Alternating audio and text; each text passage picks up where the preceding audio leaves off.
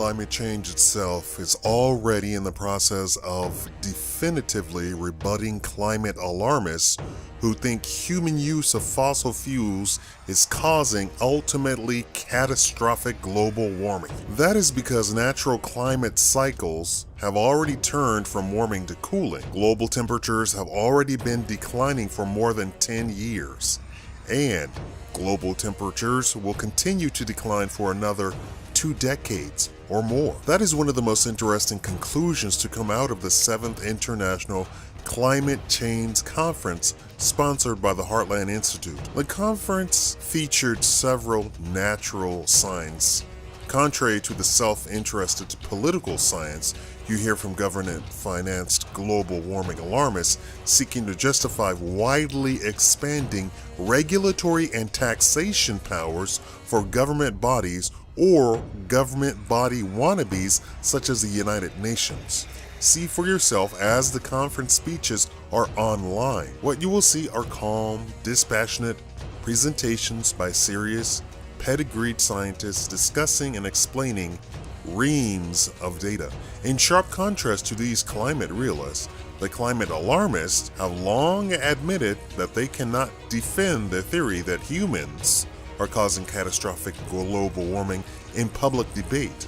With the conference presentations online, let's see if the alarmists really do have any response. The Heartland Institute has effectively become the international headquarters of the climate realists, an analog to the UN's Intergovernmental Panel on Climate Change, IPCC. It has achieved that status through these international climate conferences and the publications of its Climate Change Reconsidered volumes, produced in conjunction with the non-governmental International Panel on Climate Change, in IPCC. Those Climate Change Reconsidered volumes are an equivalently thorough scientific rebuttal to the irregular assessment report on the UN's IPCC. You can ask any advocate of human-caused catastrophic global warming what their response is to Climate Change Reconsidered. If they have none, they are not qualified to discuss the issue intelligently. Check out the 20th century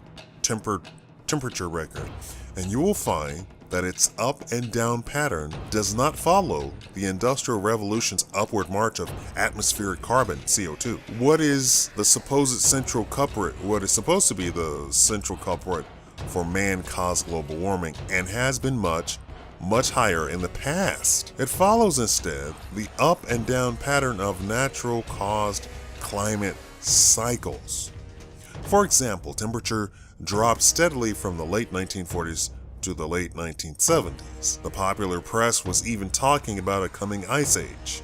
Ice ages have cyclically occurred roughly every 10,000 years, with a new one actually due around now. In the late 1970s, the natural cycles turned warm and temperatures rose until the late 1990s, a trend that political and economic interests have tried to milk mercilessly to their advantage. The incorruptible satellite measured global atmospheric temperatures show less warming during this period than the heavily manipulated land surface temperatures. Central to these natural cycles is the Pacific Decadal Oscillation, PDO. Every 25 to 30 years, the ocean undergoes a natural cycle where the colder water below churns to replace the warmer water at the surface, and that affects global temperature by the fractions of degrees we have seen. The PDO has come from the late 1940s to the late 1970s, and it was warm from the late 1970s to the late 1990s, similar to the Atlantic Multi-Decadal Oscillation, AMO. In 2000, the UN IPCC predicted that global temperatures would rise by 1 degree Celsius by 2010. Was that based on climate science or political science to scare the public into accepting costly anti-industrial regulation and taxes? Don Easterbrook, Professor Emeritus of Geology at Western Washington University, knew the answer. He publicly predicted in 2000 that global temperature would decline by 2010. He made that prediction because he knew the PDO had turned cold in 1999, something the political scientists at the UN's IPCC did not know or did not think significant? Well, the results are in, and the winner is Don Easterbrook.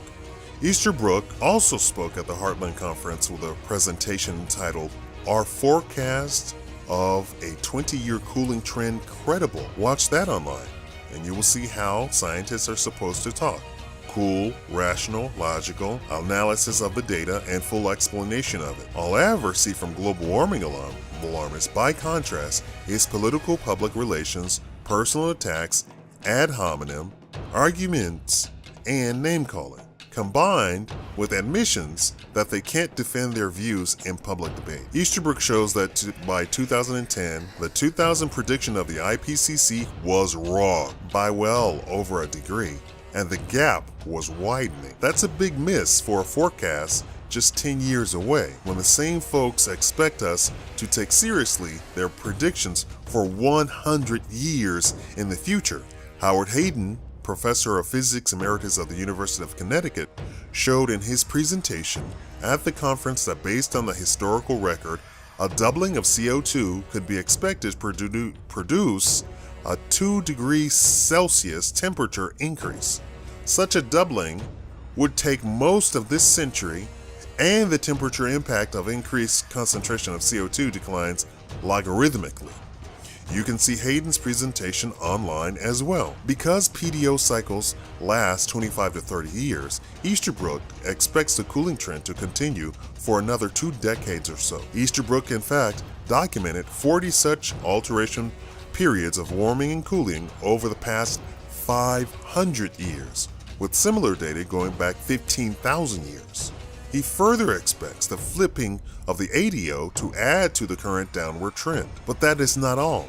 We're also currently experiencing a surprisingly long period with very low sunspot activity.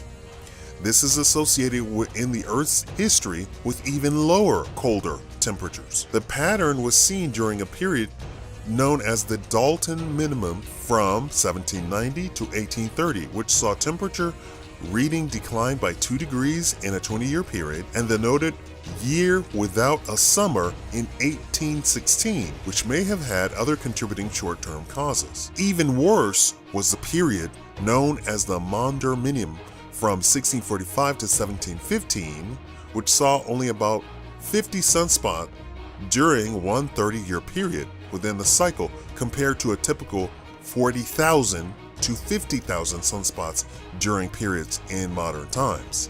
The Maunder minimum coincided with the coldest part of the Little Ice Age, which the Earth suffered from about 1350 to 1850. The Maunder minimum saw sharply reduced agricultural output and a widespread human suffering, disease, and premature death. Such impacts of the sun on the Earth's climate were discussed at the conference by astrophysicists and geoscientist Willi Soon Nurjay Shaviv of the Raka Institute of Physics in the Hebrew University of Jerusalem, and Sebastian Lunning, co-author with leading German environmental Fritz Varenholt of The Cold Sun. Easterbrook suggests that the outstanding question is only how cold this present cold cycle will get. Will it be modest, like the cooling from the late 1940s to the late 1970s?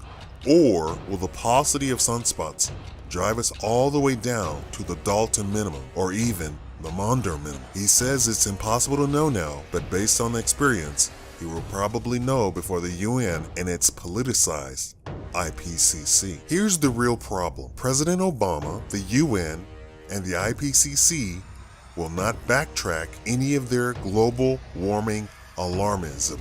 They already have set in place for industrial companies to already start paying carbon tax.